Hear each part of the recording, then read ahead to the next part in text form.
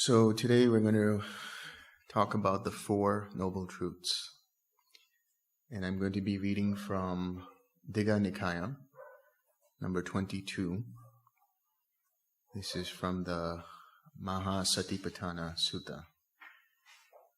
We have a nice guest here.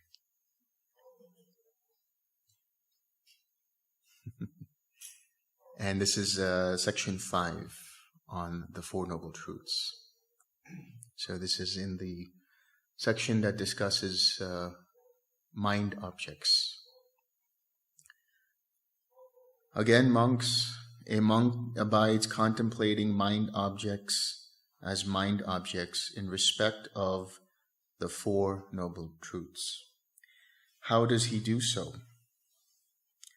Here, a monk knows as it really is. This is suffering. He knows as it really is. This is the origin of suffering. He knows as it really is. This is the cessation of suffering. He knows as it really is. This is the way of practice leading to the cessation of suffering.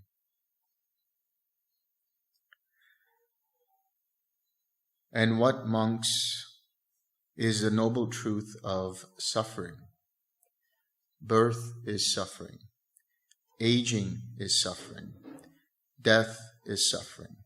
Sorrow, lamentation, pain, sadness, and distress are suffering. Being attached to the unloved is suffering. Being separated from the loved is suffering.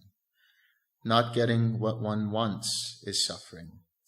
In short, the 5 aggregates of affected by clinging are suffering. So the Buddha is talking about the Four Noble Truths here. So the first 2 have to do with suffering, and the other 2 have to do with the cessation of suffering. So whenever the Buddha talks about different aspects of the Dhamma, he's always talking about these 2 things: suffering and the cessation of suffering. Tomorrow we're going to be talking about dependent origination.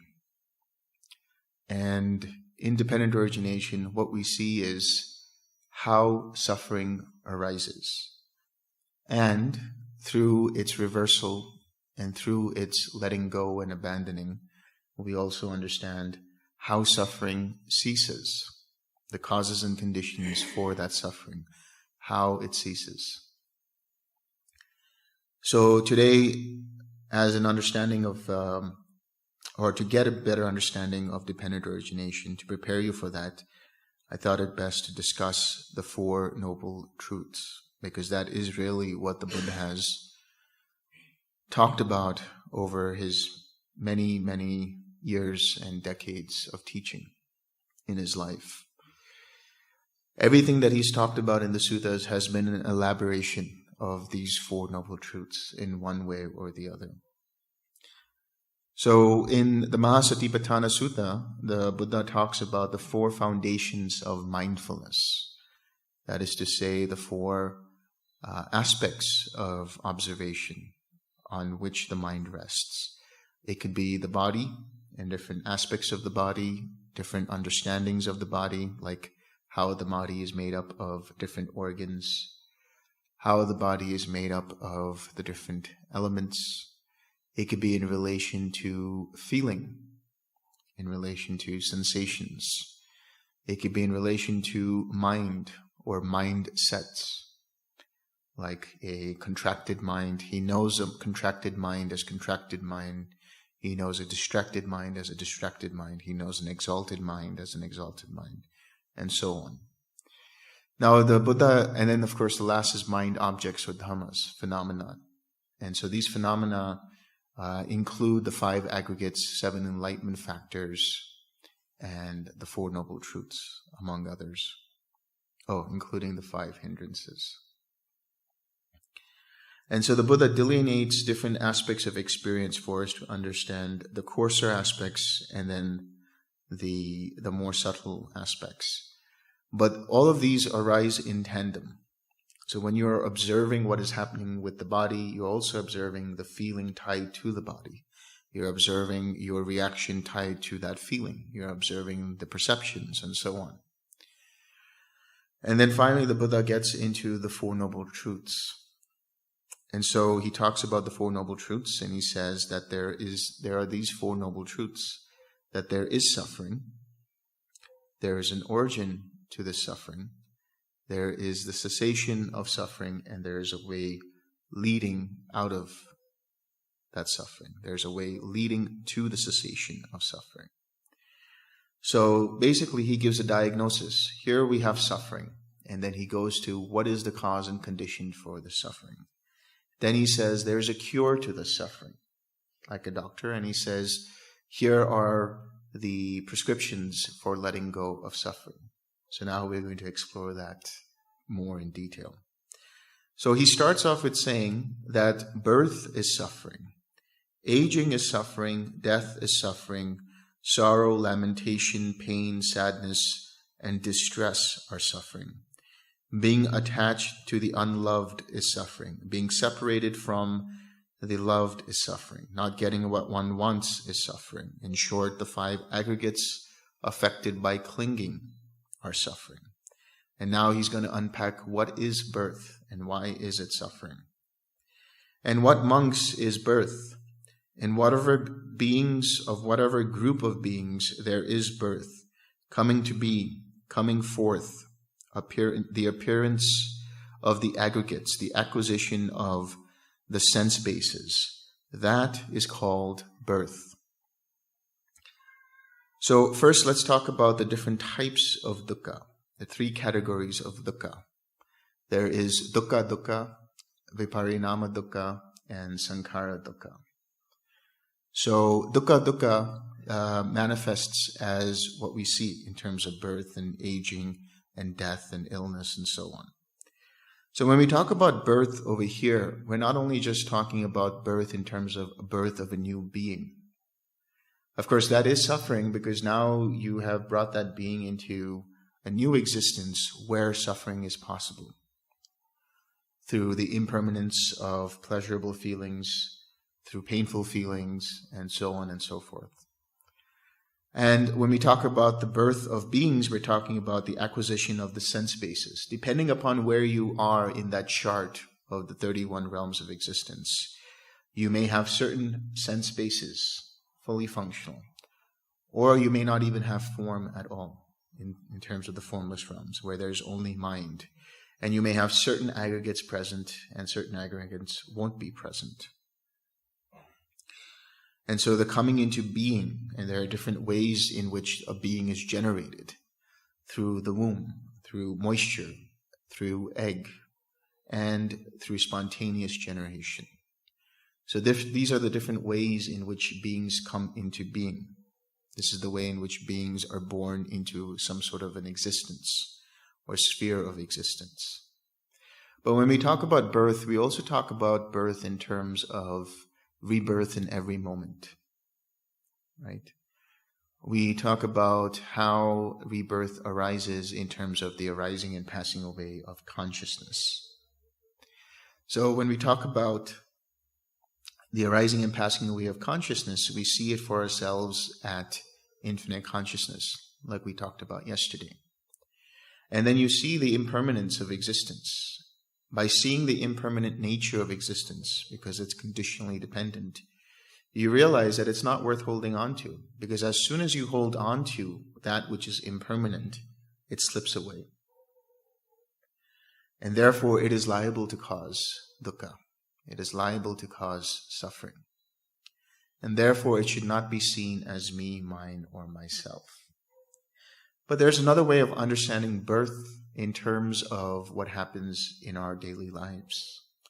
The birth and arising of new consciousnesses in every moment but also the birth of action, the birth of karma.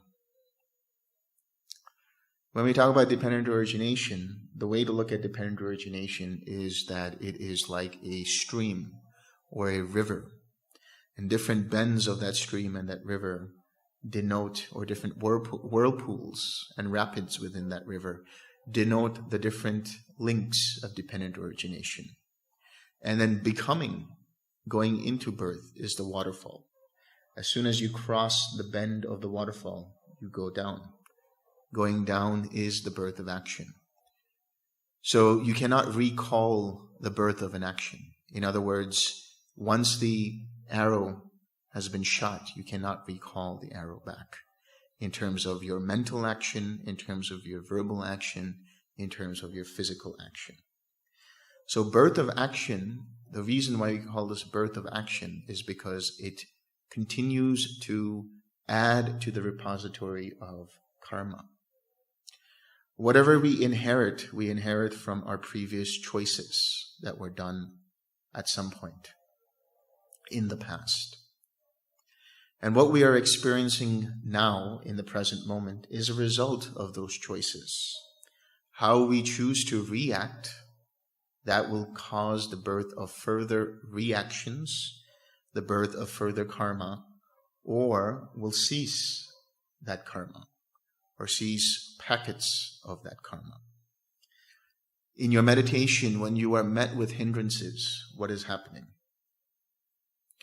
The hindrances are old karma, that which you inherit in the present moment as a result of previous choices. Now you could choose to identify with that hindrance, choose to push and pull that hindrance, choose to react in a way that causes further suffering. That's the further birth of action, which then leads to that whole mass of suffering. Or you can understand in that moment what that hindrance is. That hindrance arose because of prior causes and conditions. Therefore, it is impermanent, not worth holding on to, and not yours. Not to be seen as me, mine, or myself. When you recognize that hindrance, you stop it in its track. You let go of your reaction to it, bring it back to the present moment, relax the tightness and tension, and then generate a wholesome state through the smile, and keep that going through your meditation on Metta. When you do it in this way, then you are letting go of that old karma in the form of that hindrance. But what happens? That hindrance comes back again. But that hindrance comes back again with weaker force in the next moment. So you do the same thing. You use right effort to let go of that hindrance. And then that hindrance comes back yet again, but it's much weaker again.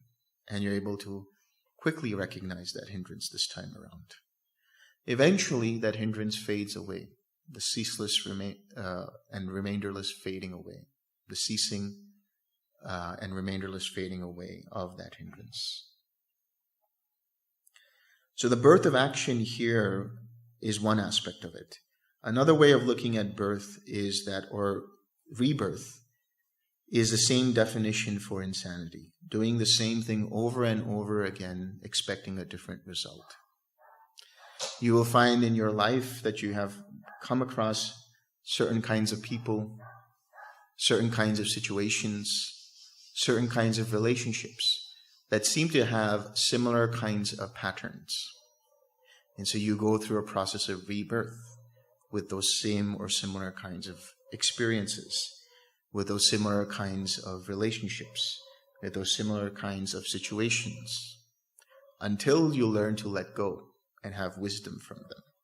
When you learn to let go, instead of reacting to them, adding further to that repository of further patterning and repatterning of certain kinds of situations, you will still continue to have that until you learn to let go. And once you let go, you will find that you have greater clarity about certain situations. And you won't repeat the same mistakes. You won't repeat the same kind of reactions to deal with those similar situations. So this is one way of understanding birth. It is doing the same thing over and over again, expecting a different result. And what is aging? In whatever beings of whatever group of beings there is aging, decrepitude, broken teeth, gray hair, wrinkled skin, shrinking with age, decay of the sense faculties. That, monks, is aging. Until scientists discover a way to prevent aging, we all have to experience aging. There are some people who are so afraid of the aging process that they will do Botox. One of the side benefits is they'll keep smiling all the time. Or, they'll color their hair, or they'll get a wig, or they'll do something or another, and they'll see themselves in the mirror and look at themselves and say, oh my God, here's a wrinkle, here's a gray hair, and then that frightens them. Because their self-image is tied up with the body. Their conceit is tied up with the body. The craving for the body and sense experiences causes, or identification with it as well, causes the mind to suffer when it sees signs of aging. The sense faculties decay, right? Our eyes grow weaker, our ears grow weaker, our limbs grow weaker. We aren't able to have the same kind of energy as we had before as we get older. But that's just a normal process of the body. But if you identify with the body, if you see this body as me, mine, or myself, then you will have suffering in the form of aging. So if you see what aging is and accept it, understand it as a natural process of human existence, and indeed many other kinds of existences, then you will not suffer. Because you won't identify with the body anymore. You will see what the body actually is. The body is made up of different states of matter, made up of the four great elements. Right? We'll go over that in greater detail. But the body is just made up of the food that we eat, the nutrition we have. The body is made up of the different intakes that we have through our different senses, and so on and so forth. So if you identify with the body, you will cause yourself suffering. Likewise with death. And what is death? In whatever beings of whatever group of beings there is a passing away, a removal, a cutting off, a disappearance, a death, a dying, an ending, a cutting off of the aggregates, a discarding of the body. That, monks, is called death. Death is a natural part of life. This is something that we all have to accept. Some people aren't able to accept it and experience great amounts of anxiety about it, that one day their life is going to end. Everything they did on this earth, everything that they achieved, none of that can they take with them after death. And they get afraid of that because their self-image is tied to their achievements. Their self-image is tied to the body. Their self-image is tied to the things that they have, the things that they possess, the things that they have created, the relationships that they have fostered, and so on. And they are afraid of losing all of that. And sometimes people aren't afraid of their own deaths. They're afraid of the deaths of their loved ones, of their parents, of their siblings, of their relatives. And there's the grief that arises. We'll talk about grief in a moment. But when we grieve, we do not grieve for those who are dead. We grieve for ourselves because those who are dead have left an empty space in our lives.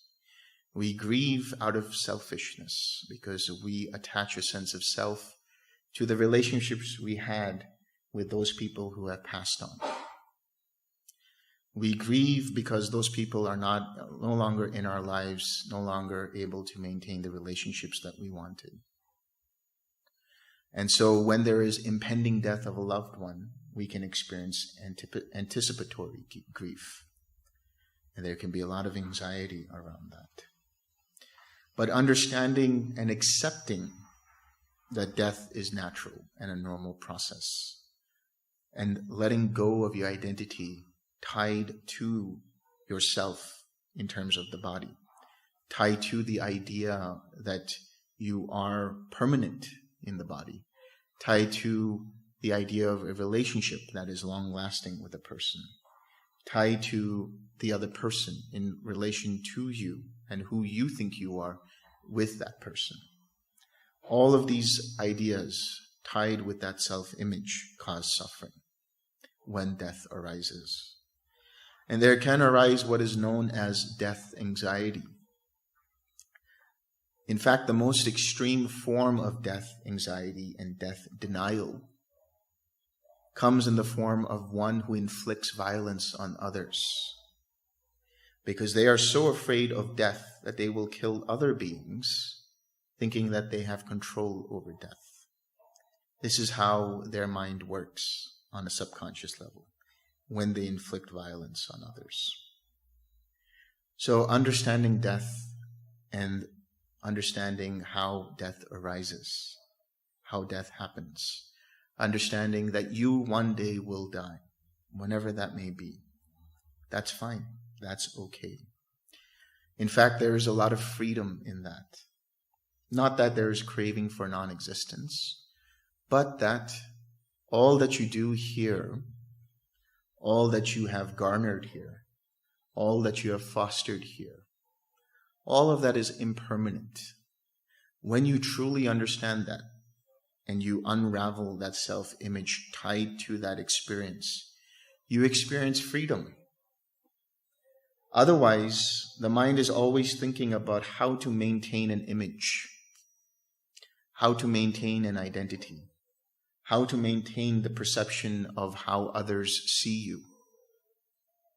But if you know everything is going to end, it doesn't really have much of a bearing on how you behave, then you realize that you are free. That doesn't mean you go about being unwholesome, but what it means is you no longer spend all of your mental energy on trying to create a persona, because that persona will end. You just live life as it actually is, without expectations. Total freedom, total liberation. Until then, and when the mind continues to identify with the body and its relationships and so on, there will be suffering because of death. And what is sorrow? Whenever by any kind of misfortune anyone is affected by something of a painful nature, sorrow, mourning, distress, inward grief, inward woe, that, monks, is called sorrow. So sorrow, here it is sadness, grief, despair. We talked about it in relation to death, in relation to things ending. Because remember, death also can mean the death of a relationship. Right? The death of a relationship in terms of breaking up with someone. You've invested so much time into that relationship, so much emotional energy into that relationship, and then it ends. And you can experience grief from that as well. You can become sad. First of all, you have to understand what is sadness, what is grief, what is this woe that you experience. It's an unpleasant feeling.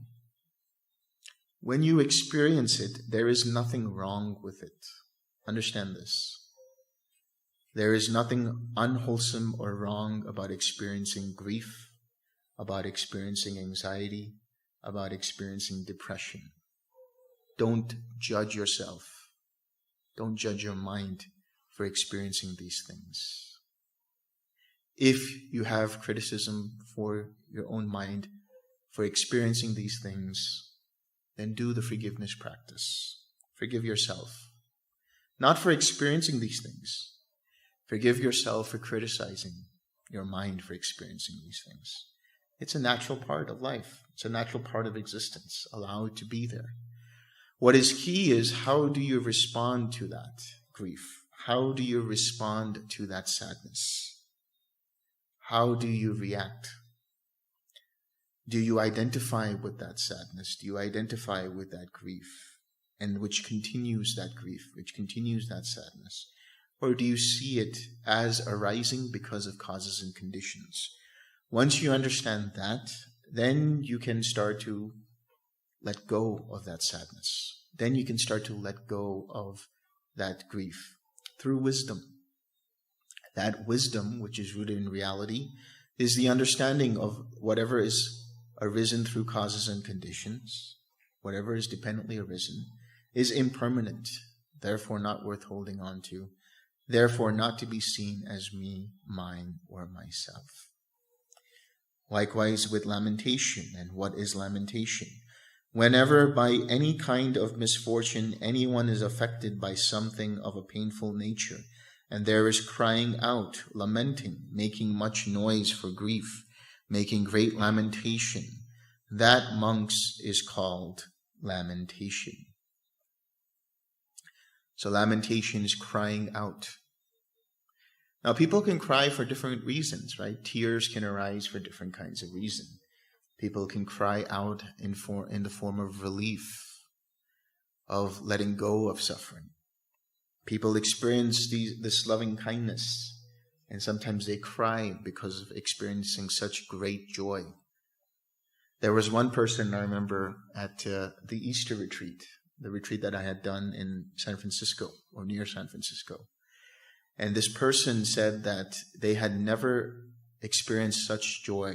And the last time they experienced such joy had been in 40 years. And they cried. There were tears of joy. So there's nothing wrong with that. There's nothing wrong with crying out of sadness either. When you do the forgiveness practice, there's a lot of release going on, and you experience crying there as well.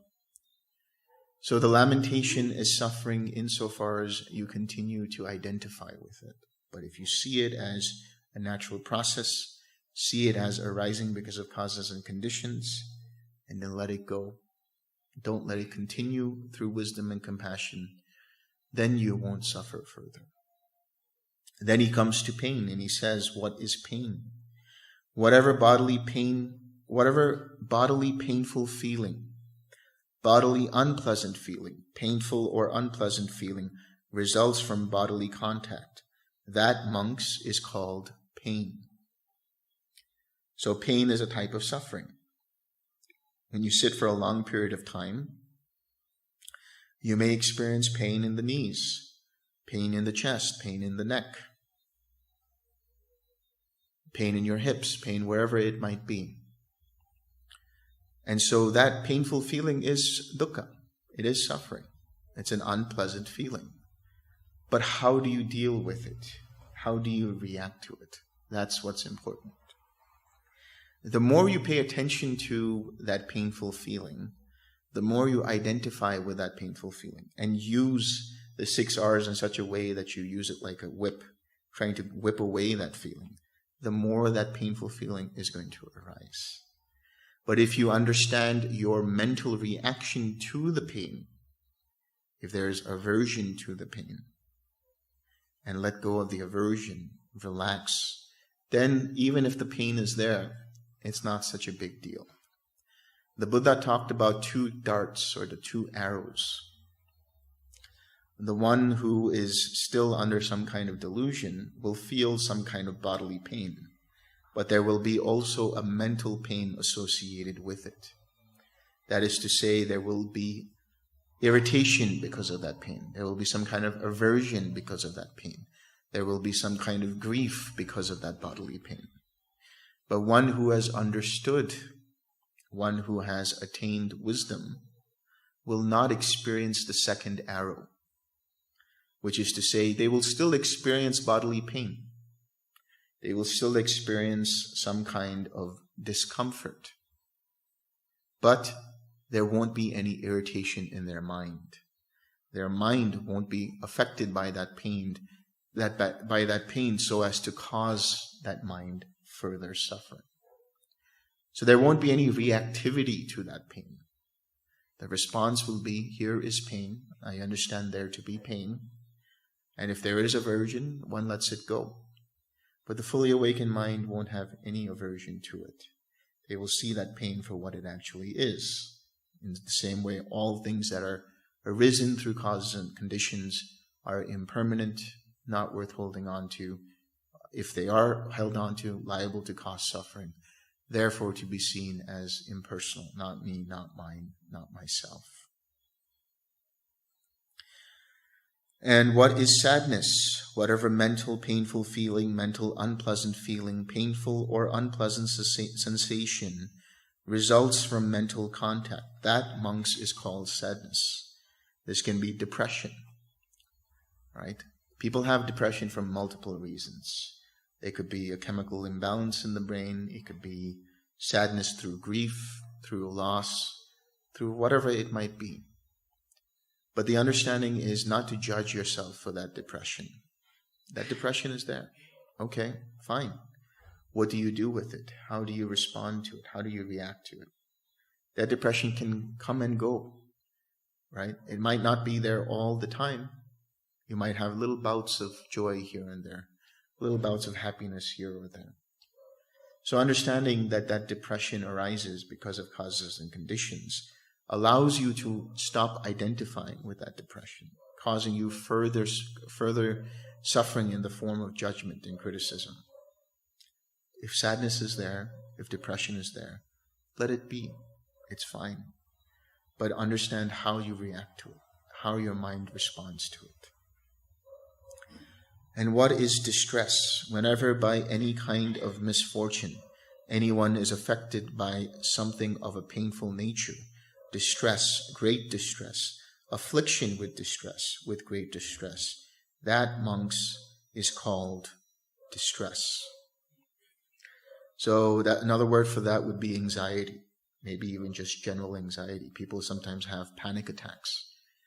And so when people have panic attacks, what's happening is they are overwhelmed by a lot of stimulation around them, mental and physical sensory stimulation.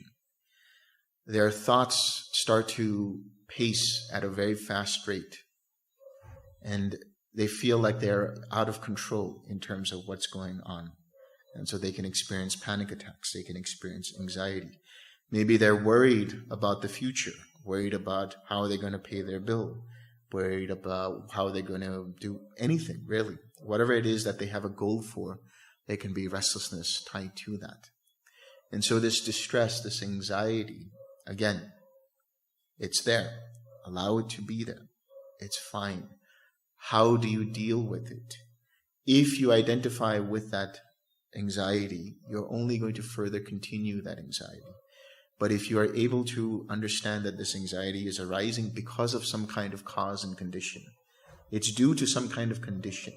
If you can let go of that condition, you start to let go of the identification with that condition and that anxiety. And that anxiety starts to dissipate. Of course, there can be some anxiety which requires further help and further medication. That's fine too. But understand how you react in that moment when you're having anxiety. When you have anxiety, everything is blown out of proportion already. So it feels like everything is going to be worse off than it actually is. But if you calm down, take a pause, relax, let go, things start to slow down. Allow things to start to slow down. Then you have greater clarity, and soon your thoughts stop pacing at a faster rate. Your thoughts start to slow down. Your bodily activity in terms of heart rate starts to slow down. And then your mind says, oh, it's only this. It's okay. Everything is fine. And you start to let go. I say this from people's experiences who've had panic attacks, are able to then just be in the moment and let go of all of the thoughts that they're having in the periphery that's further strengthening that anxiety. They start to come here into the moment and realize, okay, everything is fine. Just let go of that. Don't pay attention to those thoughts there. Let go of that. Don't pay attention to that flow. Come back to the mind. Relax. Let go. Slow down. The more you do this, the easier it becomes, and eventually you see that anxiety is just arising because of causes and conditions as well. And what, monks, is being attached to the unloved? Here, whoever has unwanted, disliked, unpleasant sight objects, sounds, smells, tastes, tangibles, or mind objects, or whoever encounters ill wishers, wishers of harm, of discomfort, of insecurity, with whom they have concourse, intercourse, connection, union, that, monks, is called being attached to the unloved. So that can arise in the form of different kinds of unpleasant experiences, unpleasant feelings, unpleasant sensations, unpleasant relationships, and all kinds of things like that.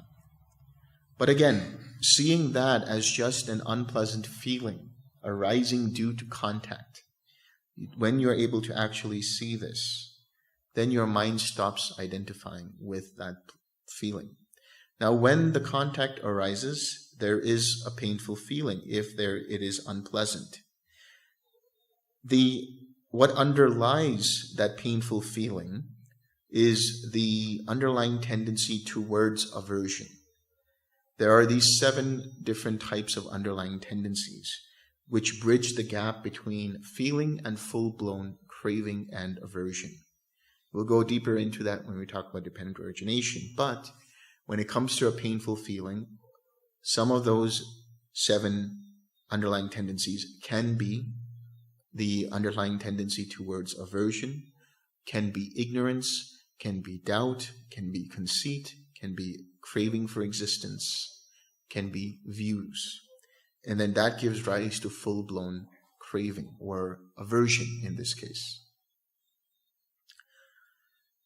And what is being separated from the loved? Here, whoever has what is wanted, liked, pleasant sight objects, sounds, smells, tastes, tangibles, or mind objects, or whoever encounters well-wishers, wishers of good, of comfort, of security, mother or father or brother or sister, or younger kinsmen or friends or colleagues or blood relatives, and then is deprived of such concourse, intercourse, connection, or union, that, monks, is called being separated from the loved. Here there is a pleasant experience. There is a pleasant sensation. There is a pleasant relationship. There are pleasant situations. Then all of a sudden that changes. The relationship ends. The person dies. The experience of the pleasant sensation changes, goes away, ends. This is impermanence, right? Knowing this, understanding this, and seeing this allows the mind to let go of any identification with any feeling, pleasant, unpleasant, or neutral. And thereby, when they do this, no underlying feelings underlying tendencies tied to that feeling can give rise to full-blown craving, aversion, or identification. So these different things, we're going to get more into that. And what is not getting what one wants? In being subject to birth, monks, this wish arises. Oh, that we were not subject to birth, that we might not come to birth. But this cannot be gained by wishing. That is not getting what one wants. In being subject to aging, to disease, to death, to sorrow, lamentation, pain, sadness, and distress, this wish arises. Oh, that we were not subject to these things, that we might not come to these things. But this cannot be gained by wishing. This is not getting what one wants. So in other words, you are in some kind of an experience that is unpleasant. You can't just wish your way out of that experience. You can't just say, oh, here I am stuck in traffic. I wish I could get out of this traffic. You can't. You can't just magically transport yourself out of that traffic. Here I am in this boring conversation with someone.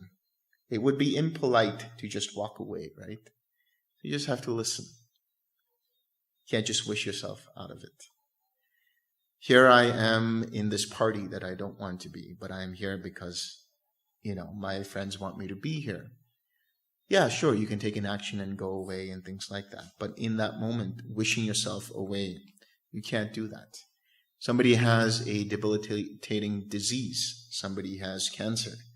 Somebody has an underlying disease that goes on for life. It would be great if they could just wish themselves out of that disease, out of that illness. But that's not always the case. They have to do something. They have to take medication. And sometimes that medication doesn't help. Sometimes whatever regimen they're doing doesn't help. And there is suffering in that. Not being able to get what you want. Or the very mundane things, like I wish I had that job, right? I wish I had that position. Or I wish, I was recognized for what I did. It doesn't happen. There's suffering in that when you identify a self-image with these kinds of achievements and things. And how monks, in short, are the 5 aggregates affected by clinging suffering. They are as follows. The aggregate that is form, that is feeling, that is perception, that are mental formations, that are consciousness affected by clinging. These are, in short, the 5 aggregates affected by clinging that are suffering. And that, monks, is called the noble truth of suffering. So the 5 aggregates that in of themselves are not suffering. What we are talking about here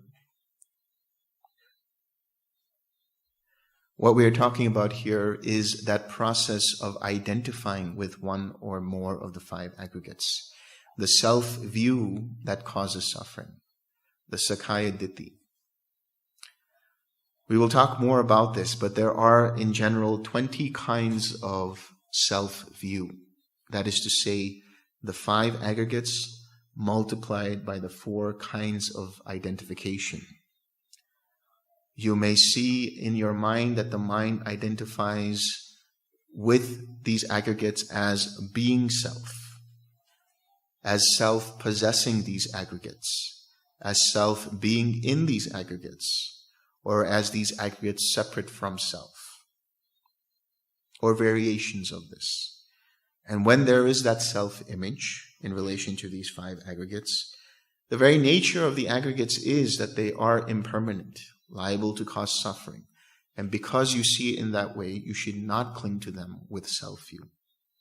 But because a person does that, when there is change in the form of the impermanence of feeling, of perception, of form, of consciousness, of intentions through mental formations, then it can cause suffering. Now earlier I mentioned these 3 categories of suffering, the dukkha dukkha, the viparinama dukkha, and the sankhara dukkha. So let me explain how you can categorize what we just talked about under these 3 categories.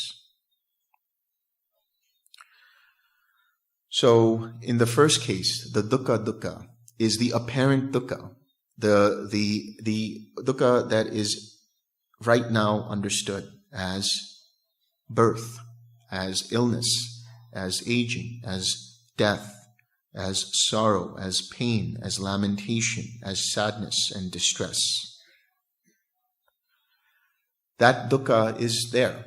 When you experience grief, it is extremely apparent that there is present this dukkha. Viparinama dukkha is the dukkha of change.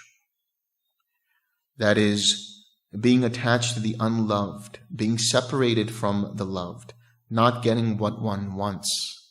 This is all part of the process of change. Some of you were, I know at least one person was going to be here, right? But their flight got delayed. They were experiencing viparinama dukkha. It's a good thing that their flight didn't get cancelled. They would experience more viparinama dukkha, right? Let's say it's a very cold morning, right? You turn on the geyser and you turn on the shower and it's nice and warm and it's steaming and you're experiencing great comfort. Suddenly the geyser goes off and there is cold water. That is viparinama dukkha, the dukkha of change. And then sankhara dukkha. That is the 5 aggregates. Those are the 5 aggregates affected by clinging. They are part of sankhara dukkha. Here, when we talk about sankhara dukkha, we're talking about a very subtle kind of dukkha that is inherent in existence itself. And that arises when there is identification, when there is craving for existence, craving for non-existence, and there's craving in terms of identifying with one or more of the 5 aggregates through the different types of wrong self-view. So that was just the first noble truth. And what, monks, is the noble truth of the origin of suffering? It is that craving which gives rise to rebirth, bound up with pleasure and lust, finding fresh delight now here, now there. That is to say, sensual craving, craving for existence, and craving for non-existence. Now, here's an important question. And where does this craving arise and establish itself? Wherever in the world there is anything agreeable and pleasurable, there this craving arises and establishes itself. Now, here the Buddha is talking in terms of craving, but the flip side of craving is aversion, right? So you think about a coin. On one side is craving, on the other side is aversion. And then there's a third aspect to that, which is the side of the coin, which is, or the rim of the coin, let's say, which is the identification process. That is also part of craving. When there is a pleasant experience, there is expectation for that pleasant experience to continue. Whether it is a pleasant sensation, a pleasant relationship, a pleasant circumstance, whatever it might be, there is this inherent expectation that that will continue. And because of that, the craving establishes that itself in that pleasant experience. Or there is a painful experience, and there's an expectation that this painful experience will never end. And because of that, there is aversion to that experience. Or there's a neutral experience, but there's identification with that, saying that this is me, this is mine, this is myself. And so that is the ignorance that's there. And that can give rise to further suffering. And what is there in the world that is agreeable and pleasurable, or disagreeable and not pleasurable? The eye in the world, the ear, the nose, the tongue, the body, and the mind in the world is agreeable and pleasurable. And there this craving arises and establishes itself. Sights, sounds, smells, tastes, tangibles, mind objects in the world are agreeable and pleasurable, or disagreeable and not pleasurable. And there this craving or aversion arises and establishes itself. Eye consciousness, ear consciousness, nose consciousness, tongue consciousness, body consciousness, mind consciousness in the world is agreeable and pleasurable, or disagreeable and not pleasurable. And there this craving or aversion arises and establishes itself. Eye contact, ear contact, nose contact, tongue contact, body contact, mind contact in the world is agreeable and pleasurable, or disagreeable and not pleasurable. And there this craving or aversion arises and establishes itself. Feeling born of eye contact, ear contact, nose contact, tongue contact, body contact, and mind contact in the world is agreeable and pleasurable, or disagreeable and not pleasurable. And there this craving or aversion arises and establishes itself. The perception of sights, of sounds, of smells, of tastes, of tangibles, of mind objects, volition in regard to sights, sounds, smells, tastes, tangibles, mind objects, they can be agreeable and pleasurable, or they can be disagreeable and displeasurable. And there this craving or aversion arises and establishes itself. Before I continue, let's just talk about these different ones. So first he talks about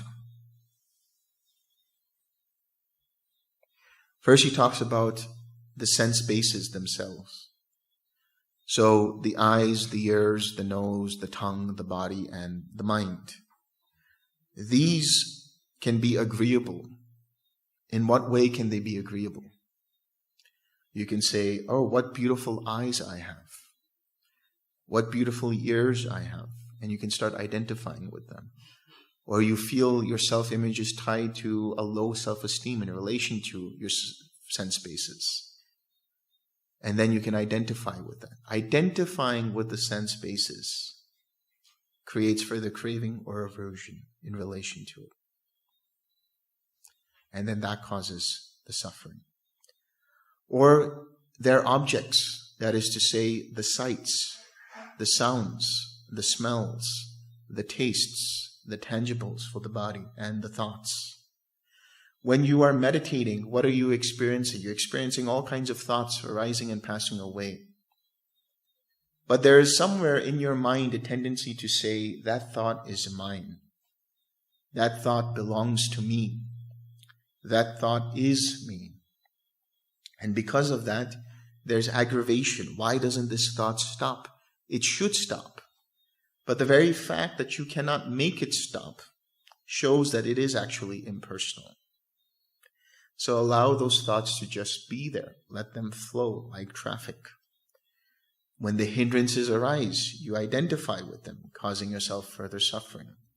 When you experience loving kindness and the feeling goes away, you experience dukkha because you say, where did my loving kindness go? Where did the loving kindness that I generated go? Right?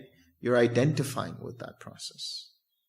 Or if you experience the factors of the jhanas, you say, oh, it changed. Of course it changed.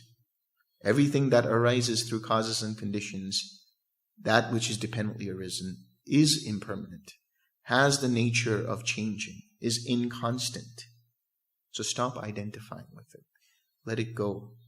Observe everything. Be that observer. Be that witness that sees everything that arises and passes away and remains unaffected.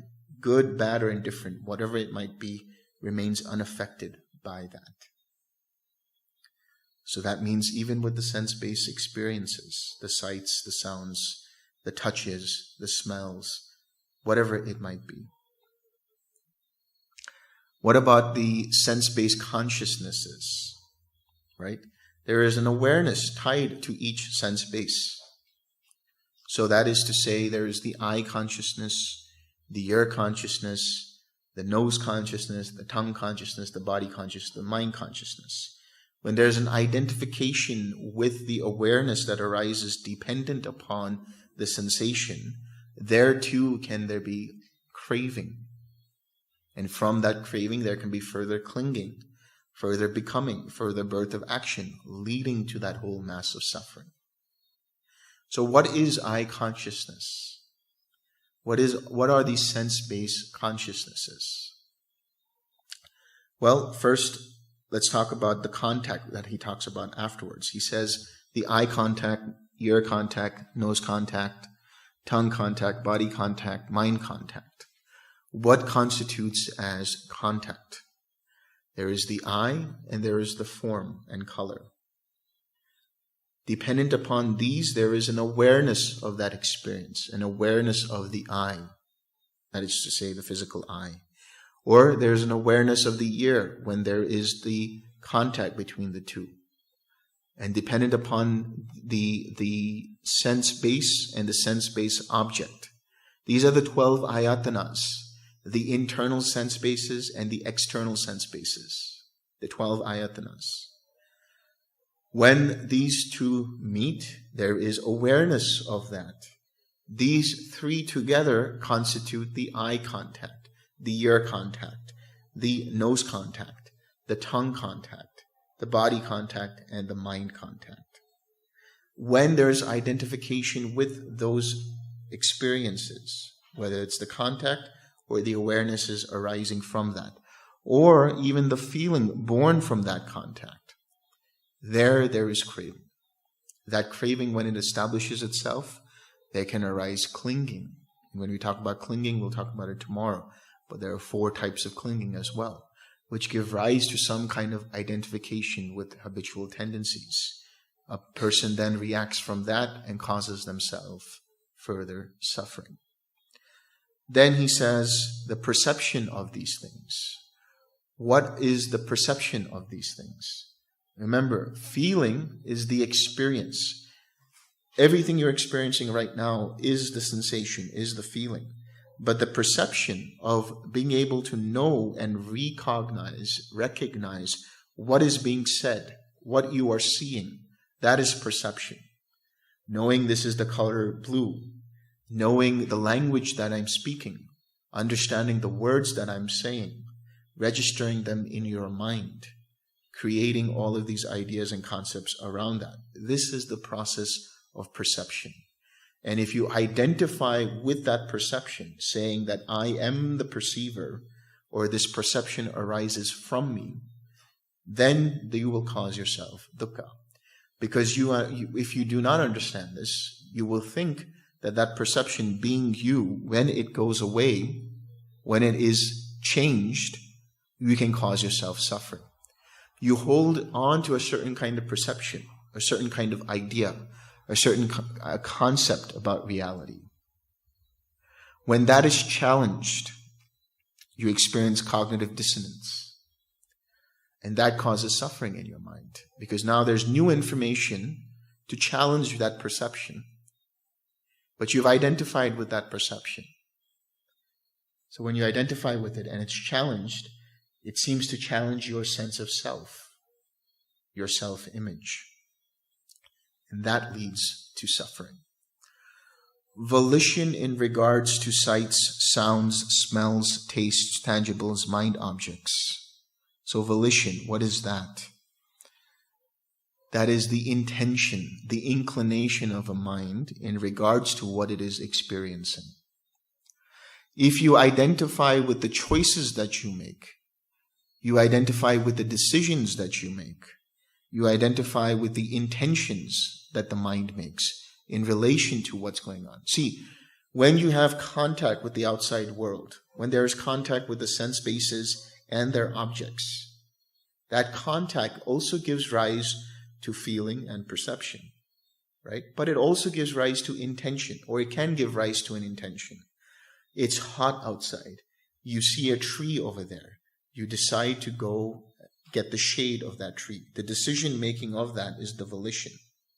Now, if you identify with that choice, let's say you go under that tree and there's a cobra lingering on a branch and it bites you. Now you cause yourself suffering. Now you identify with the intention and you say, what an idiot I am to have done that. Right? Or you do something, any choice that you made in the past, any choice, good, bad, or indifferent, that leads to some kind of circumstance that you did not want, what's the first thing that happens? You feel regret. You feel remorse. But this is very subtle, right? It's very challenging for the mind not to identify with choices because they are so ingrained with the sense of I, that I made this decision. This was my choice. Then comes the idea, okay, you say that, then what about free will? There has not been a retreat that we've conducted where the question of free will doesn't come about. So before it comes about, let me deal with it now. So when we talk about free will, that's the idea that there is some kind of agency. There is some kind of person that is independent from causes and conditions that has free will. But all of your choices arise based on what is presented to you. So they arise dependent upon causes and conditions. Does that mean that you don't have free will? It doesn't mean that you don't have free will either. What you have is a conditioned will. Or as Venerable Metta would talk about, you have a free won't. In other words, when you realize that your mind is trying to make this choice, you can stop in that any present given moment and change that choice. Usually your mind projects towards automatically or semi-automatically towards a specific kind of choice, towards a specific kind of intention. But if you are able to 6R that, recognize that, and not do that, if it's an unwholesome intention, then you have freedom in every given moment to let go of that. But that freedom or that ability to choose is dependent upon having new information. You being introduced to the Dhamma, being introduced to right view, being introduced to what is right and wrong, what is wholesome and unwholesome. So that choice too is dependent upon causes and conditions. Therefore, don't think that you don't have a choice, but don't think that you do have a choice either. See every given moment as an opportunity to start to recondition the choices towards the wholesome, and then let go of identifying with the wholesome. But if you do identify with these choices, that can cause suffering. That is a form of craving.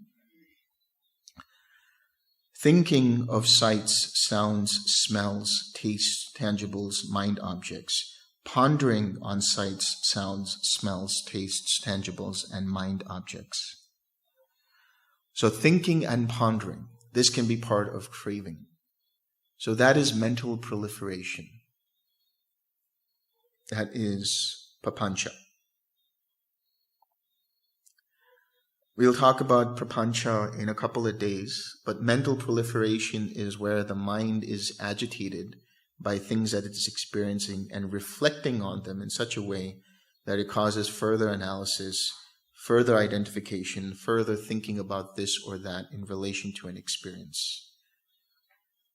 Just consider the amount of energy and time that is expended in the thinking process, in the process of reflection, in the process of undue thinking and undue reflection, I should say.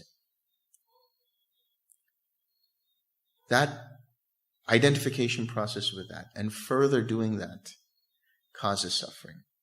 Further craving for it, further clinging in relation to it, further becoming from it and acting out of that causes suffering.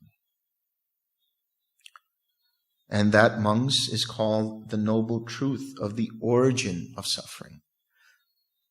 So in short, these three types of craving for sensual experiences, craving for continued existence, and craving for non-existence. Craving for sensual pleasures, we already know what that is. We see that we identify with an experience and we want more of it. And then there is this tightness and tension around in the mind and body in preparation for wanting more of that, in preparation for satisfying that craving. Or there is something that is disagreeable and unpleasant, and the mind identifies with that sensual experience and says, I don't want it, I don't like it, and it tenses up to push it away. Or there's craving for existence, craving for continued existence. I want things to be the way they are. I like right where I am. I'm very comfortable. I'm in my comfort zone. When you have that kind of idea that I want everything to be the way it is, or dissatisfaction with the way things are and saying, I don't want to be here, but I want to be something else. I want to be a great meditator. I want to have that particular jhana. Again, that can be chanda, but becoming obsessed by that. Having an expectation and anticipation of saying, I have to get to Nibbana before the retreat ends. That's a craving for existence. Craving for non-existence. I don't like this retreat the way it's going. I don't want to be here. Let me leave, please. This is a craving for non-existence. Any situation which is unpleasant and the mind feels agitated and says, I don't want to be here. I don't want to be. I don't want to become. When you catch yourself in your mind saying, I want to be this, or I don't want to be this, this is craving for existence, craving for non-existence. The most extreme form of craving for non-existence is the desire for suicide. Generally, when people have that notion of wanting to end their lives, it's because they are overwhelmed with everything that's happening in their life. They've identified with so many different things, so many painful feelings, that they feel out of control. But they feel like they need to be in control, and they're out of control. But if you have wisdom and realize that you are never in control, there's freedom in that. So letting go of the idea for the need to control things, even as mundane as, having to go here or having to go there or having to do this, just let's see and observe how mind responds in relation to these things. And let go of the craving and aversion in relation to these things. The desire for being in a certain state, the desire for not being in a certain state, being overwhelmed and saying, I can't take it anymore. If you watch your mind and relax and let go, take that pause and just allow things to be. On a neuroscientific level, what's happening is when you take that pause, initially what's happening is your reptilian brain, the deeper levels of your brain are in that fight or flight mode. And they're like, I don't like this, I don't want this, or I want more of that, and it starts to shake up. But if you just pause, allow the limbic system to come into place, allow the cortex to arise, and then make the decision, your decisions will be rooted in wisdom and compassion, rather than being made out of haste. So this craving that arises, the deepest roots of craving is from that identification with the body and saying, I don't like this, I don't want this, or I like this and I want this in relation to the body because it makes me feel good or it makes me feel bad. Take a pause. Allow the mind, the wisdom mind to come up. 6R, use the right effort to let go. And then from there, when you act, you're not going to cause yourself further suffering in the form of renewed being and karma. There won't be further birth of action. Instead, that action will be non-productive of any kind of karma. It will be ineffective karma in that sense. Because you will not be reacting and adding energy to what it is that you're experiencing, but you will be letting go. And the momentum of that karmic energy will start to dissipate, start to slow down. It might come up again, but this time it will be weaker and weaker and weaker until it goes away. And what, monks, is the noble truth of the cessation of suffering? It is the complete fading away and extinction of this craving, its forsaking and abandonment, liberation from it, detachment from it. And how does this craving come to be abandoned? How does its cessation come about? This is an important question. Whatever in the world there is anything agreeable and pleasurable or disagreeable and displeasurable, there its cessation comes about.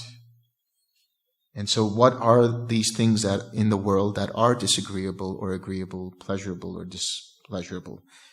Again, the sense bases, the eyes, the ears, the nose, the tongue, the body, the mind, its objects of sight, sound, smell, taste, touch, and mind objects. The eye consciousness, ear consciousness, nose consciousness, tongue consciousness, body consciousness, mind consciousness. The contact in relation to the eye, the ear, the nose, the tongue, the body, and the mind. The feeling that arises in relation to it. The craving, the intentions, the perceptions, the thinking, the pondering, all of these different things. If there is a cessation of identification with that process, then there is the cessation of craving.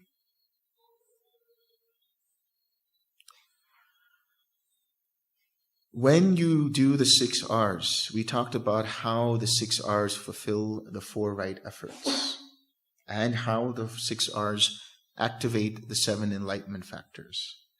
But the 6 R's also get you in touch in that moment with the 4 noble truths of that moment. How is that? When you recognize that the mind is distracted and there is a hindrance, that hindrance is suffering. You recognize there is the first noble truth, that this is suffering. You might not inherently know it, but when you recognize the hindrance, you see that there is suffering in the mind. When you release your attention from it and relax, you let go of the origin of that hindrance, which is its undue attention to it. You take your attention away from that hindrance and you bring it back to mind and body. And then when you relax the tightness and tension, you cease the craving. And for that moment, you experience relief. And then when you generate the smile, you bring up the smile, stay with the object in meditation, you continue to cultivate the path leading to the cessation of suffering. So recognizing the first noble truth, releasing the second noble truth, relaxing and experiencing cessation, and then smiling and coming back to your object to develop the path that leads to the cessation of suffering. That's what we're going to get to now. So he says, and what, monks, is the noble truth of the way of practice leading to the cessation of suffering? It is just this noble eightfold path, namely, right view, right intention, right speech, right action, right livelihood, right effort, right mindfulness, and right concentration. And what, monks, is right view? It is, monks, the knowledge of suffering, the knowledge of the origin of suffering, the knowledge of the cessation of suffering, and the knowledge of the way of practice leading to the cessation of suffering. This is called right view. Now, right view, samaditi. There's the mundane right view and there is the supramundane right view. The supramundane right view has to do with knowing. Now, the mundane right view has levels to that as well. There is the mundane right view of knowing what is right view and what is wrong view. There is the mundane right view of understanding what is wholesome and what is unwholesome. There is the mundane right view of understanding that there is action and consequence.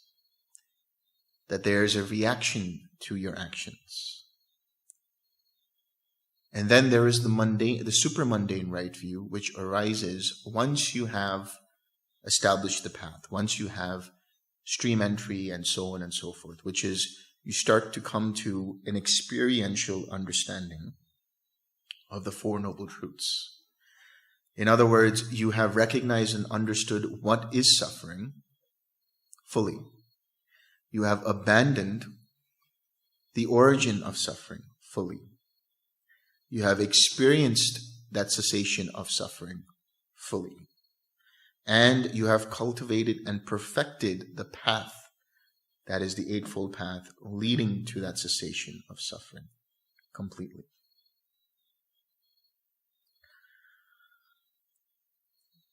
And what, monks, is right intention?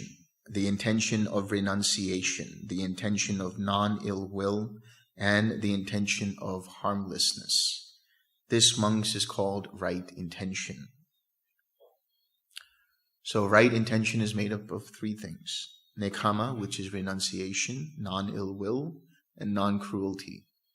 Renunciation here means seeing everything as being an impersonal process, not taking it personally. Non-ill will arises when you have loving kindness. When you perfect loving kindness to the point that there is no more ill will at all. And non-cruelty when you perfect karuna or compassion. Recognizing the suffering in others, which means you do not want to add suffering to them, further suffering to their suffering. Because you recognize that you're suffering and others are suffering. So why would you want to add to their suffering? Adding to their suffering is a form of cruelty. So non-cruelty happens through the cultivation and perfection of compassion. And what, monks, is right speech? Refraining from lying, refraining from slander, refraining from harsh speech, refraining from frivolous speech. This is called right speech. Remember a couple of days ago I talked about think before you speak. THINK. Is it the right time to say what it is that you want to say? Is what you are going to say honest? Is it true? What is your intention behind what you want to say? Is it wholesome or unwholesome? Is it necessary for you to say what you want to say? And can you say it with kindness? Think before you speak. When you do it in this way, you will operate with right speech. And what, monks, is right action? Refraining from taking life, refraining from taking what is not given, refraining from sexual misconduct. That is called right action. Following your precepts. So that includes right speech and right action, both. Now, of course, he doesn't talk about refraining from indulging in intoxicants. But when you indulge in intoxicants, it can lead you to negligence. It can lead you to dullness, which can lead you to breaking the other precepts. And what, monks, is right livelihood? Here, monks, the Aryan disciple, having given up wrong livelihood, keeps himself by right livelihood. So for the monastics, there are certain kinds of livelihood that they should not have. That is to say, things like dealing in astrology and palmistry and reading tea leaves and all these other kinds of things. Also becoming a doctor for some reason and all these other things. But basically the idea is if you become a monastic, you have entered the homeless life for one thing and one thing only, for the attainment of Nibbana. Doing anything other than that does not lead to Nibbana, is wrong livelihood. Now for lay people, when we talk about wrong livelihood, it is any livelihood that deprives another of their happiness and deprives you of your happiness, causes another harm and causes yourself harm. Causes one to break precepts or causes yourself to break precepts. That would be wrong livelihood. So these things include in like dealing in arms, dealing in poisons, dealing in alcohol, these kinds of things, drugs and so on. And what, monks, is right effort? Here, monks, a monk rouses his will, makes an effort to prevent the arising of unarisen, evil, unwholesome mental states. He makes an effort to overcome evil, unwholesome mental states that have arisen. He makes an effort and strives to produce unarisen, wholesome mental states. And he makes an effort to maintain those wholesome states that have arisen, not to let them fade away, to bring them to greater growth. to full perfection of development. This is called right effort. So in summary, the 4 right efforts is to prevent any unarisen, unwholesome states from arising, to abandon already arisen, unwholesome states, to generate or bring up unarisen, wholesome states, and to maintain the already arisen, wholesome states. In other words, you are doing the 6 R's. When you recognize that there is a unwholesome state in your mind, there is present a hindrance, that whole momentum of thoughts that give rise to that hindrance stops in that process. And so you prevent any further arising of that unwholesome state. When you release your mind, your attention from that unwholesome state, bring it back to mind and body and relax, you abandon the already arisen unwholesome state. That is to say, the hindrance and your reaction to that hindrance. When you come back to your smile, you generate a wholesome state of mind. And when you make an effort to come back to the object of meditation, you maintain and bring to greater development that wholesome state of mind. And so, in a sutta, I think it would be Majjhima Nikaya 117, if I'm not mistaken. The Buddha talks about how one goes from wrong view to right view, wrong intention to right intention, wrong speech to right speech, wrong action to right action, wrong livelihood to right livelihood, wrong mindfulness to right mindfulness, wrong meditation to right meditation. And he says that the heart of this process is right effort. One has the right view of knowing what is wrong and what is right first and foremost. Mindfully, that is through right mindfulness, one makes the right effort to go from wrong view or wrong intention or wrong speech to right view, right intention, right speech, and so on and so forth. So this right effort, the 6 R's, is following the Eightfold Path inherently, is developing and cultivating the Eightfold Path inherently. Whenever you do the 6 R's, you are generating the right effort, you are cultivating the Eightfold Path, you are rousing up the enlightenment factors, you are understanding the 4 Noble Truths. And what, monks, is right mindfulness? Here, a monk abides contemplating body as body, ardent, clearly aware, and mindful. Having put aside hankering and fretting for the world, he abides contemplating feelings as feelings, mind as mind objects as mind objects, ardent, clearly aware, and mindful, having put aside hankering and fretting for the world. This is called right mindfulness. So when we talk about right mindfulness, we're talking about remembering to observe how mind's attention moves from one object to the other. In other words, in relation to body, in relation to feeling, in relation to mind objects, the mind observes, is there craving present? Is there aversion present? If there is, one lets go of that using the 6 R's. So meditation, right, the tools that you use to go into meditation are threefold. Right effort, right mindfulness, and right concentration. Right effort leads to right mindfulness. Right mindfulness leads to right concentration. Every time you let go of that concentration, you come back to right effort, which leads further to mindfulness, which leads further to concentration or collectedness. And what, monks, is right collectedness or concentration? Here, a monk detached from sense desires, detached from unwholesome mental states, enters and remains in the first jhana,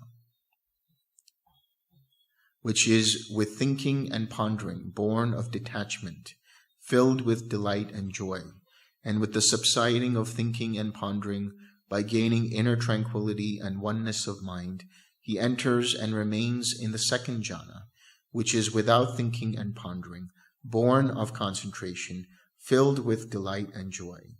And with the fading away of delight, remaining imperturbable, mindful and clearly aware, he experiences himself the joy of which the noble ones say, "Happy is he who dwells with equanimity and mindfulness."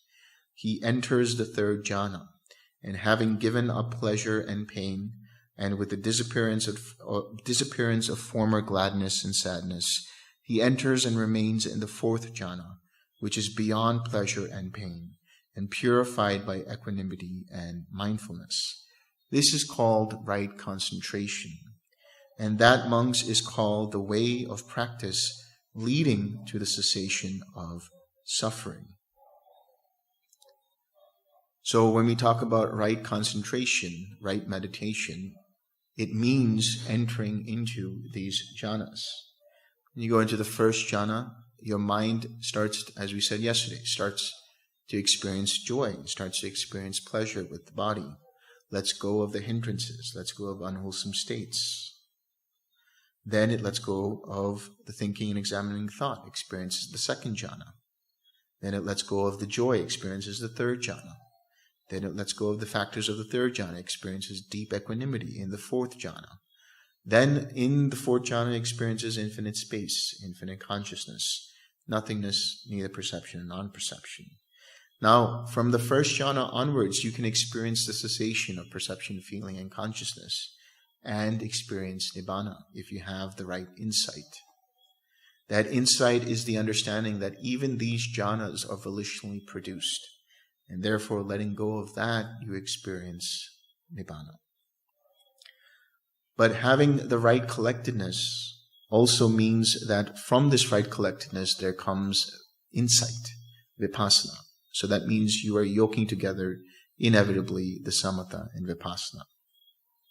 So you need the entirety of the Eightfold Path in order for you to experience awakening. And it all starts with right view. It all starts with understanding what is suffering, recognizing the causes and conditions of that suffering, letting them go, and experiencing the cessation of that suffering through the development of the Eightfold Path.